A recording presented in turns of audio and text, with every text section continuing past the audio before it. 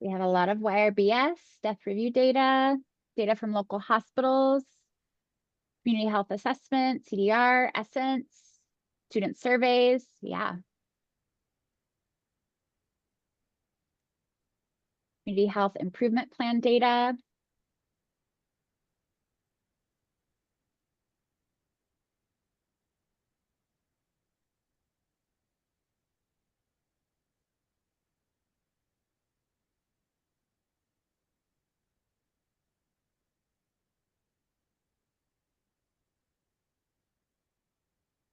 Great. And then next, what would be most helpful within those regional workshops? So you may select multiple options here.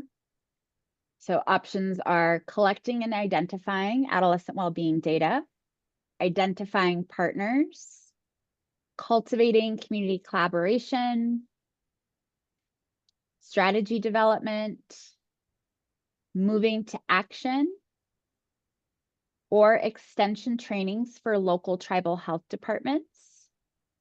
And Taylor is going to share some examples of what that has looked like. Thanks everybody for these responses. And one of the reasons why I'm part of this core team is because I am from the Positive Youth Development Institute. And for those who remember, in the past years of this grant, we did a lot of work working with young people directly, with Patch, Providers and Teens Communicating for Health, working with a group of young people across the state, who have been working on creating a guide to help local tribal health departments engage youth meaningfully. And I know that we workshopped in some of that guide with people in this room in the past. And so an update from that is that should probably be coming down the pipeline and available to you by next month as we finalize its editing process. But in terms of, things that we can offer in terms of extension trainings, a lot of times people will just reach out to this team directly or even me directly and say, hey, I have this, idea, or I'm not sure who I should talk to, or we have an existing program. How can we make it better? And that's so much of my role here at Extension is supporting adult partners in making those meaningful youth engagements. And so a couple examples I can get, I know that Manitowoc County had reached out to me because we had given an example of how here in Dane County, youth had worked with the Youth Risk Behavior Survey partners to improve the survey, both in terms of how questions were formed, different resources available within the survey, how it was disseminated out to schools, all done by youth recommenders. And so really was just a simple meeting. We talked about it. I was able to hop on to a call within their health departments and just explain what we did and give the evidence behind it. So again, if there's something specific, whether it's as small as, just a question that you have or something you want to troubleshoot, I also go in to, large groups of people who say, yeah, we want to, have longer conversations or longer trainings on what are these examples? What can we do moving forward with our programming? So again, we're flexible and adaptable to whatever needs your county might have. Or you individually as the person who's, perhaps leading a program or overseeing a program or just getting started into what a program could be. That's what we're here for. So big or small, we're here to support you in what meaningful youth engagement looks like and how we can keep young people at the forefront in terms of our decision making. Thanks for that, Taylor. And lastly, we want to set the first regional workshop based on folks' availability and preference. So we'll ask that you vote in Menti around your preferred date for the February, our first regional workshop, options being Tuesday, February 25th from noon to 1 or Thursday, February 27th from noon to 1.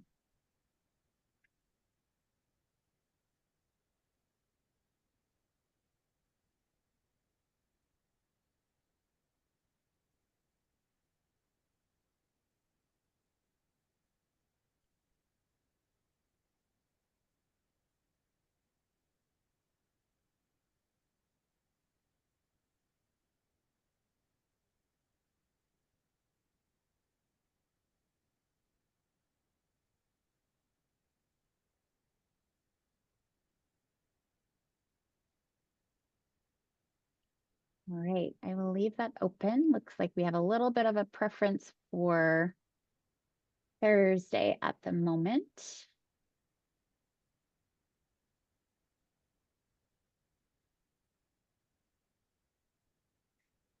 The Regional Community Health Team will be supporting those regional workshops. So if folks have questions about what those will look like, folks to reach out to. We, of course, welcome any questions, concerns about the project broadly through the youth health email that will connect folks with this core team, as Taylor mentioned. Learning community calls, which are required for grantees to attend for 2025, will be Wednesday, April 30th, Wednesday, July 30th, and Wednesday, October 29th, all from 11:30 to 1. All right. Any questions about that?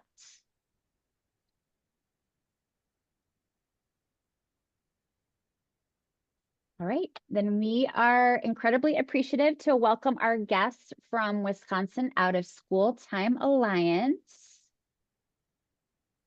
They're going to share a bit about their work and how you might partner with them. And Randy, I am pulling up your slides here. If you just want to give me a prompt when you'd like me to switch slides. Absolutely. Thanks, Sarah, for this invitation and to interface some of the work that we're doing at the health system and the Alliance, interfacing it with our county public health department. So thanks again. Throughout this presentation, you might hear me say the After School Network. We did do the Alliance, went through a branding and a name change this last year. So we were the Wisconsin After School Network.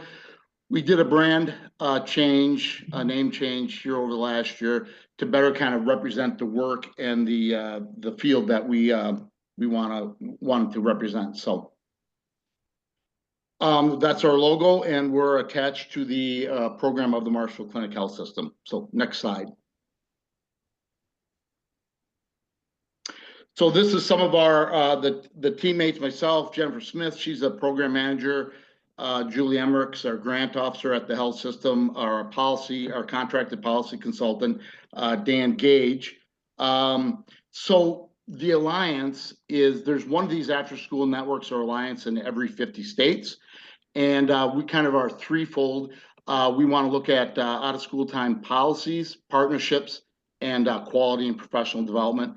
Since 2008, Marshall Clinic Health System has been the fiscal sponsor of the Alliance. So I am a Marshall Clinic employee.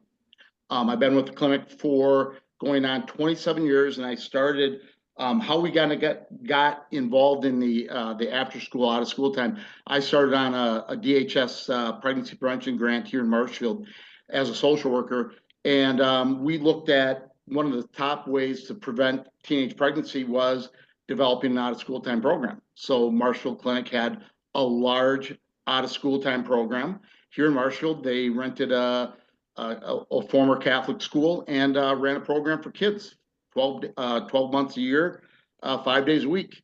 Marshall kids came to this program, and we looked at a lot of things around mental health, SCOH, academics, etc. So that's kind of how we got the footprint on out of school time, and also knowing that just about every community in the state has some form of out of school time or youth development program. Kind of a story on this: when we became the fiscal sponsor, the previous fiscal sponsor of the network was threefold. It was the Wisconsin Department of Public Instruction, Kids Forward, which back in the day was known as the Wisconsin Council of Children and Family. They did the policy work, and then the UW Extension. Sarah, your shop was the third prong that provided the leadership, and they kind of all divvied up what they would do: policy, partnerships, professional development, etc. There's an extensive cash match to being a fiscal sponsor, and they came to us back in 2008 seeing if we wanted to take the role of the After School Alliance, and we did. So that's kind of how it all became with the network and the health system. We kind of fit in. Stepping back into that, with the Marshfield Clinic, there's a department that works probably closely with a number of your health departments called the Center for Community Health Advancement, which is the public health arm, the population health arm of the clinic. The Out of School Time Alliance fits into that department and kind of fits into that portfolio of the clinic's community engagement and community health work. So that's kind of how it all fits in. We also have AmeriCorps. We have a substance abuse called the Northwoods Coalition, and we do a lot of work on SDOH. So next slide. So these next 3 slides got a lot of writing on them. I'll try to make these very concrete for you. So kind of how we kind of like frame this, we're leaders. We like to think of ourselves as leaders in this industry and the out of school time and youth development industry. So we do a lot of work in this space around developing partnerships. So like what I'm doing today. Hopefully this leads into a greater partnership with the extension and with local health departments. Also, we convene a lot of the OST and the after school field on different topics, different areas. And then we also convene the state agencies, specifically DPI and the Department of Children and Families, because they have a foot in the door when we think of out of school time, after school, and youth development on a regulatory angle and as a funding angle. So we routinely convene those entities to talk about policies, to talk about professional development, and to talk about funding. So we like to think of ourselves as a kind of a convener and keeping the conversation going around after school and youth development. The next slide. So this slide here really talks about our kind of our bread and butter, what we really do a lot of, and that's around professional development. Early on in the game, we really looked at what's the quality of the environments that kids are going to on a daily basis, and really looking at how can we influence and improve those quality environments. So we work closely with the Wisconsin Department of Public Instruction and the Wisconsin Department of Children and Families, and they fund a lot of our quality work. And so when you look at what does our quality work look like, we provide a lot of courses. So we provide courses in equity, trauma, child outcomes. We also provide courses, and this is something that we've done, we've wiggled into the last 3 years. A lot of the programs that are a part of the after school or the Alliance are childcare, school-age childcare programs like YMCA's, and they need to be licensed. And so we've developed courses that address school-age licensing. So we have a 150 hour set of courses that meet the state requirements. The Intro to School-Age Childcare, which we do in partnership with UW-Milwaukee, Guiding Children's Behavior, and the School-Age Curriculum Framework. Programs and their staff take these courses, and that adheres to or addresses the licensing requirements that they have. So we have a lot of programs that take these courses. Upwards to 600 to 700 staff a year go through these courses that we offer that address licensing. So the courses are a big portfolio of the work. We do an out of school time conference every year, a 2-day conference. That's in partnership with DPI and DCF. They fund that. And then we do a lot of different trainings and professional development. And a big focus the last couple of years has been around child mental health and adult mental health, people that interface with the kids. And then we focus a lot of the work on SDOH, specifically food insecurity, transportation, and housing, and looking at the role out of school time and youth development can do in addressing those pieces. So one of the things being at the clinic, we have access to a lot of our adult and child psychologists. So we utilize them a lot in the training. So like last week, we used Dr. Offenwanger. Last week, she did a presentation on child depression and anxiety. Had about 200 people attend that presentation. We use a population health strategy with child mental health, and we take our professionals, our child psychs and our adult psychs, and we interface them with the field. So that's kind of a strategy that we've been doing. And then we provide a lot of technical assistance to individual programs, YMCA's, Boys and Girls Clubs, and schools. So that's kind of our meat and potatoes. We do a lot of work around professional development. The next slide. Advocates. So we're kind of the voice for after school, out of school time and summer learning here in Wisconsin. We worked closely with the governor's office and his announcement last week of Yes, funding, madam. some of his Governor Evers funding priorities. He did put in the announcement in his budget an out of school time grant program, 10 million a year over 2 years. So we work closely with the governor's office to put a grant program in there. We'll see if that sticks.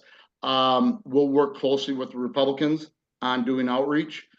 With that, using our partners, the YMCA Alliance and the Boys and Girls Club. So we look at funding streams that can support them. We also are in the governor's budget for WOSTA, that he'll put, he has dedicated money, TANF money to the network to do that. So long story short, we advocate and we also lobby, because we do have lobbyists, for out of school and youth development programs throughout the state.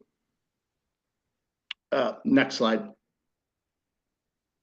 So kind of the infrastructure of the Alliance. Actually, we have 5 full-time Marshall Clinic employees that are kind of the backbone of the Alliance. We also have a professional development and a policy consultant. They're contracted and they deal with obviously professional development and then our policy work. And then we have a lot of contracted coaches and consultants based on their expertise. So about 60% of our budget goes to contracted coaches and consultants. So we go out there, if we want to do something on SOH, we might contact UW Stevens Point School of Social Work, and they might do some training on SDOH.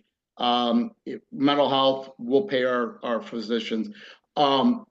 So we a lot of our work, our EDI work, a lot of that is contracted out, and we do have a program, mental health program that we do with school districts and school counselors. I'll talk about that later, known as Life Tools, and that's another service that we provide using contracted individuals, experts.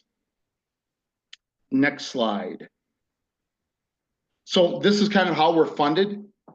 Base funding for the Alliance is Marshall Clinic and then the Charles Stewart Mott Foundation.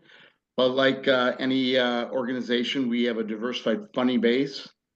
And so you can kind of see DPI, DCF, Shine Early, the child abuse, and then STEM work. So this kind of is our portfolio of how we're funded.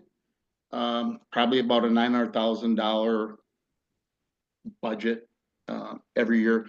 And a lot of this work, as I said, is they fund a lot of the professional development, specifically DPI, Department of Children and Families. What's not on here is the Department of Department of Administration, DOA. They also fund pieces of our work. So we do a lot of work with state government, hence a lot of telling stories and talking about money. So next slide.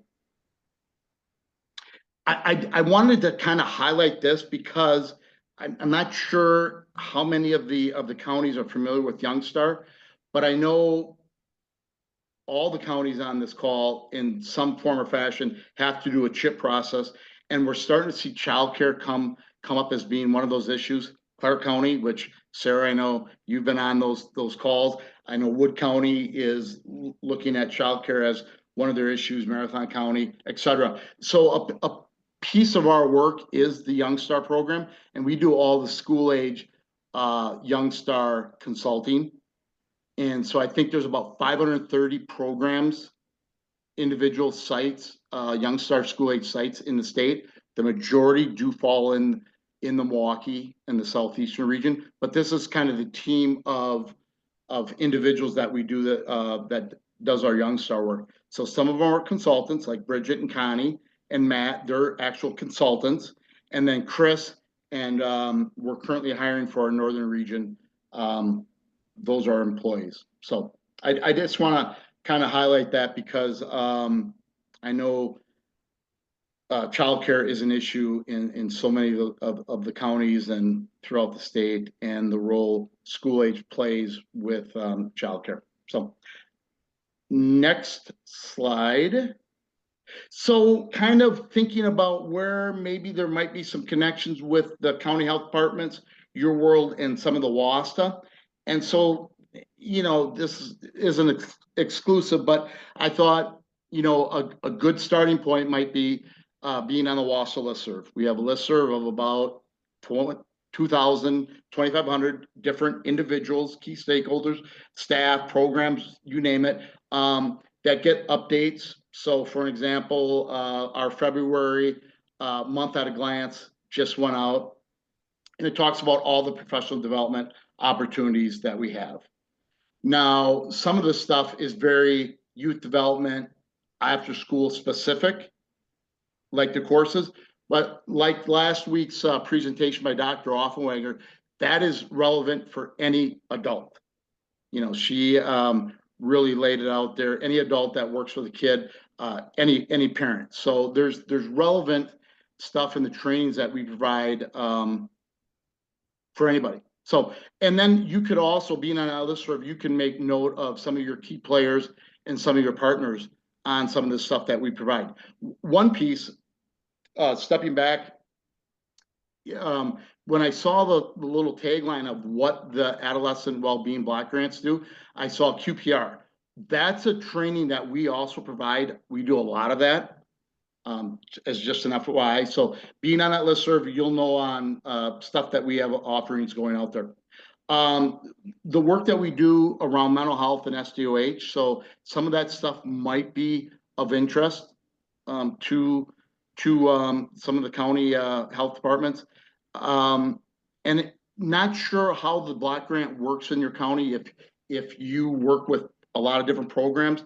We have come in and done county level trainings specifically around mental health and trauma. Back in the day, we did some stuff for Marathon County where they did a lot of their funded programs. We did specific mental health training for them. So there might be those opportunities where you would want to reach out to us to say, hey, us in Langlade County, Anago, we have a lot of different programs up here. Would you be willing to do a training or an in-service on mental health, SDOH, maybe a QPR for your county? So linking OST programs and local health departments. So what is in your county around youth development and out of school time programs, and linking them with the health department and vice versa. So for example, we just did a community of practice in Medford, and we had Spooner, their after school program was there, and I think that's Sawyer County, and they had talked about the opioid dollars, and they wrote a grant to their county for opioid dollars as an example. So supporting our Life Tools program. Sarah, I sent you kind of a one pager on our Life Tools program. That's a mental health program that we do with schools that implement this mental health program during non-school hours. That's a little bit unique, and I know we have probably counties on here that are statewide. We really offer that through the Marshall Clinic service area, and many of you are. That might be something that you want to look at, saying, hey, we got some schools here in Rusk County, for example, or Barron County or whatever, that could benefit from this Life Tools program, and it might be a nice partnership between the health department, us doing Life Tools, and the school district. Life Tools is the brainchild of Dr. Offenweger. It's an 8-week after school mental health kind of intervention where kids meet out of school time for 1 hour a week, and it's a facilitated group led by the school counselor and another kind of like a paraprofessional are in the room, and they run this for 8 weeks.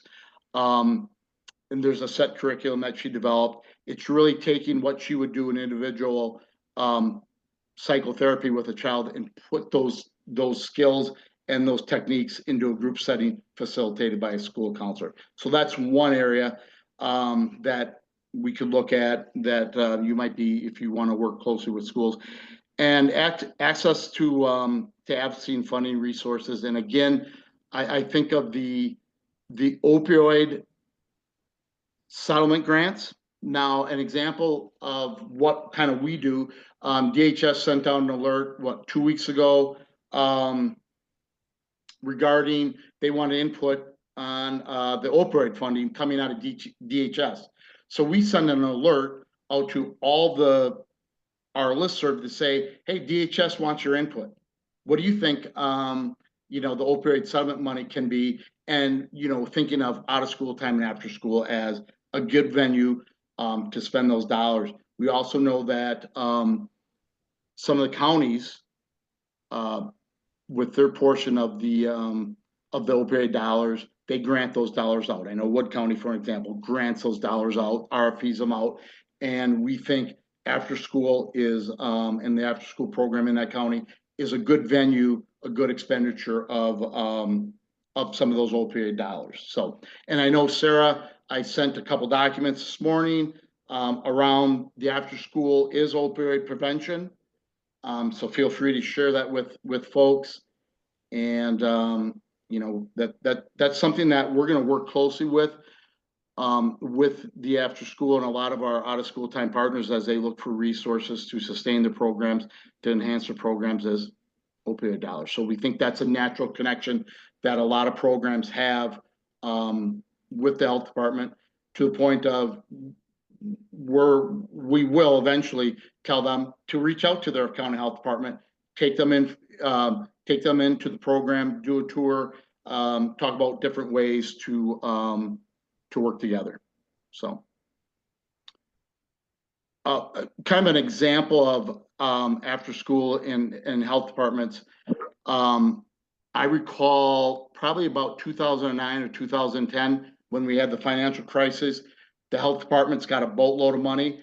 One of the things Wood County did was they did a program called Fit-tastics in all the after-school programs in Wood County. So the Ys, the Boys and Girls Club, the child care centers got funding from the county to implement a health and nutrition program. So that can be it. That money's long gone, but as we look to the future and other areas, I think the out of school time program in your county and in your community can be a viable partner to meet some of your missions. And I think there's one more slide. So we have an OST resource center, as I said, website, email, YouTube, podcasts. We do a lot of different podcasts. As of late, we've done a lot of stuff around food insecurity. We did receive a WPP grant, a partnership grant from the School of Medicine in Madison, and we're addressing food insecurity in 7 different counties using the out of school time program. So I know Anago or Langley County's on here. So we're working with the Anago Boys and Girls Club to address food insecurity over the next 3 years. So we give them money, we give them a full-time AmeriCorps member, et cetera, et cetera. And then social media. So that's kind of the OST Resource Center, the website, standard. Last piece, Sarah, I think there's just a thank you. Questions about WOSTA, questions, Marshall Clinic Health System. And Sarah, some questions I have with this adolescent well-being block grant. What are some of the activities that some of the county health departments are doing with this block grant? So that can encompass a lot of different things. I will share and I'll just flag for folks that the resources that Randy was mentioning have been shared in the chat, if folks want to take a look at those. The core activities, Randy, can encompass outreach, that data collection around the YRBS, working with schools. So it can encompass a lot of activities that are really advancing adolescent well-being. Good. So is there a requirement, Sarah, on the expenditure of the county health funds to go to evidence-based only programs? Can they go to informed best practices? What's kind of the thought on that? Or there isn't any? I'm going to ask if one of our DHS friends want to take that Ah. question. Heidi, if that's something you can answer. Yeah, definitely we would prefer everything to be evidence-based practice. You know, if they have a request for something that isn't currently, we'd like to know that, you know, why they are pursuing something that, you know, the rationale for trying something new and different. We have some leeway in that, but we prefer things that are true and promising. So. Okay, thanks. Randy? I asked that question because, well, looking at the life tools and all, that's a concrete thing that people can get their arms around of. And you know, it's evidence informed. I would like to say though, we've been doing this for about 7 years, and we do find the school districts, we have basically the same ones come back year in and year out for this program, because I think they find it beneficial, they find it successful, and there isn't anything like this out there. But we haven't put the research behind it because I think the financial piece of that, but that's for another day. Randy, there's a question in the chat if you would be willing to share your contact information. Joanne, hi. Hey, Randy. Hi, Joanne. Tell the story about I how private made the change. messaged Randy, and this is Oh. hilarious, but so there's one photo that Randy flipped through where I'm like, that person looks really familiar. I think that's circa 2014 of me when I was an AmeriCorps member with Randy in the after school program YouthNet, teaching knitting to some students. And I am, yeah, grinning ear to ear. Good to see you. Good to hear from you, Randy. The irony of this in the small world, Joanne. Yeah, Joanne was an AmeriCorps member. I worked closely with Joanne when she was an AmeriCorps member. Then she was a health educator with the health system. And Joanne still owes me money for that one also, because Yeah. I think I put a pretty good word in for you, Joanne. Yes, yes. As an exceptional worker. Thanks, Randy. And I think somebody said something about the chat. I can put my info there. I'll just put my my email in here. Thank you, Randy. I have a quick question, Randy. If somebody were to reach out to you, what does that process usually look like to start a partnership? It's extremely easy. I mean, it's just you know, we don't have a formal membership, so we don't have any of that type of stuff. I think, you know, it's as easy as just having a conversation to look at areas of where we connect on a WOSTA County Health Department connection. And then I think also, as we function kind of as a trade association for out of school time youth development program, would be also convening various meetings with the health department and maybe that youth development or after school program within that county. So I would say, Sheena, just reach out and we can start the discussion. Great, thank you. There's not a formal process.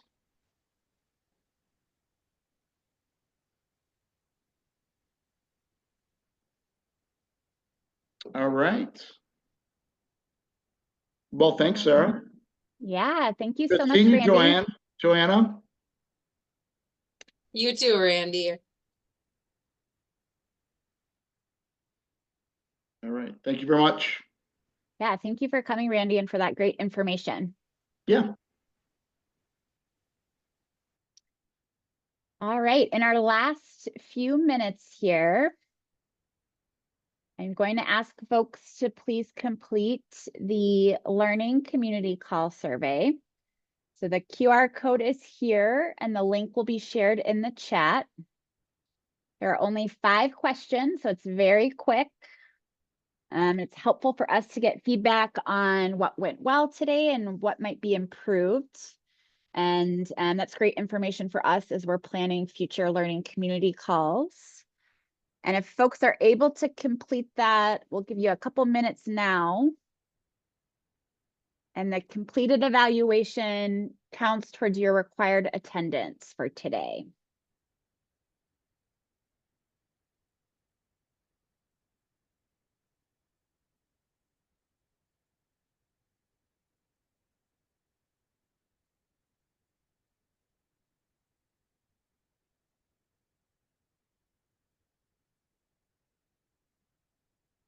Giving folks a moment to get in there.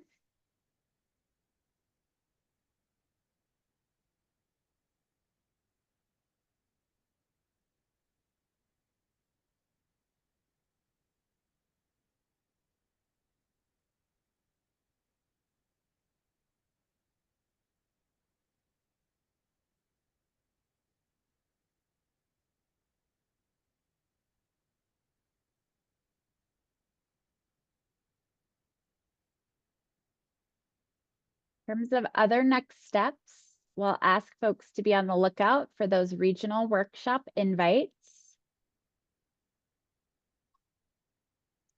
And then as always, we welcome folks to reach out with any questions that come up for your team. Please reach out to the core team at the youth health email that's being shared. The core team will stay on here for just a few minutes if folks have any questions, but if you are done with the eval, you are welcome to enjoy the rest of your afternoon. Thank you so much for joining us today. Sarah, would you be willing to show the first Menti slide of the introductions for those folks who were joining us a little bit after and maybe missed some of those individuals who are on the call today? Yeah, I would be happy to. And I accidentally muted you instead of me, Sarah. Sorry. Okay, I've talked a lot today.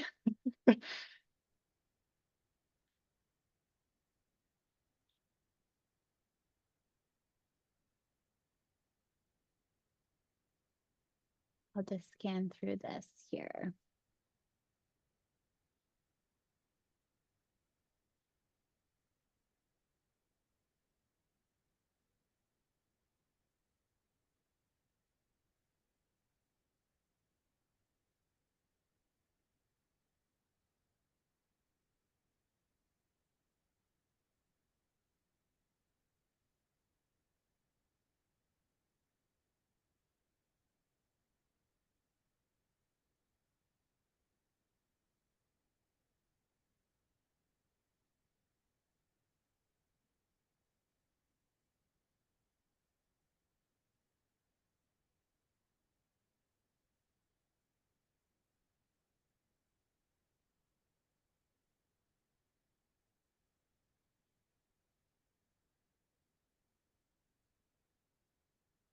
You want to stay on to ask questions? We welcome you to throw them in the chat or come off mute.